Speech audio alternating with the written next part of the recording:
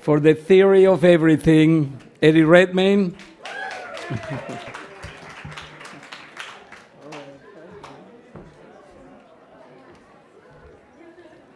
Hello.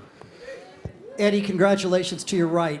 A little bit more this way, I'm waving right at you. There you go, gotcha. How are you? Congratulations to you. How daunting was this? Did you think you could do it? Do you know what? When you try, well, basically, as the dream for actors to tell interesting stories about interesting people, and they don't come as extraordinary as Stephen and Jane's story. So when I read the script, I fought incredibly hard for this part, but you do it blindly. You do it trying to persuade people that you're really confident, you know exactly what you're going to do. It's like any sort of job interview.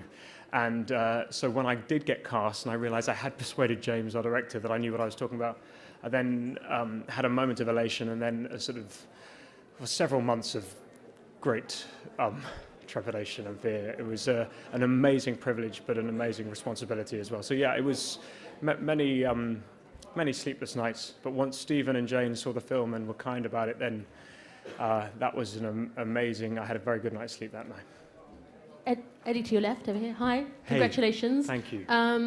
As a fellow Brit, congratulations again. How does it feel being part of what looks like a bit of a British invasion tonight? A lot of British winners. Is your access in Hollywood a bit better than maybe it was before for Brits? Does you see any change? Oh gosh, do you know, I have no idea.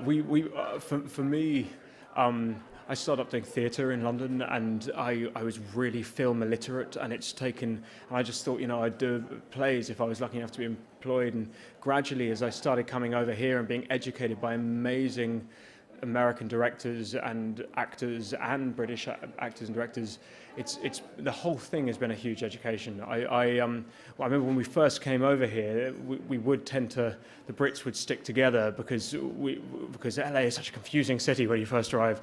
No, so I have no idea what why there are so many Brits here, but I'm thrilled to be one of them. Eddie, right here. Yes, Here. yes. Hey. Congratulations on the win. From the first frame of the film, you completely embody this character. You do it subtly, then you kind of do it within your face way as the film. Ironically, as the film progresses, it seems that as Hawking is deteriorating, your presence is even stronger. And what, kind of following up on an earlier question, were the subtleties harder, or were the more broad strokes of, as we all know, Hawking to be harder for you, or both? The interesting thing about the process was that unfortunately we couldn't shoot chronologically. So the hardest thing was making sure that the performance melded, and that you didn't hopefully look and find the moments or the transitions.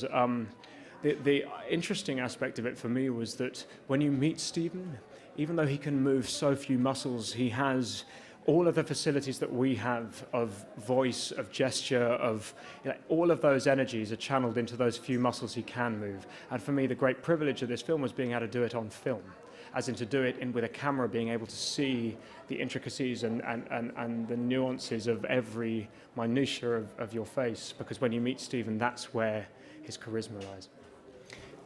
Thank you. Eddie, directly in front of you.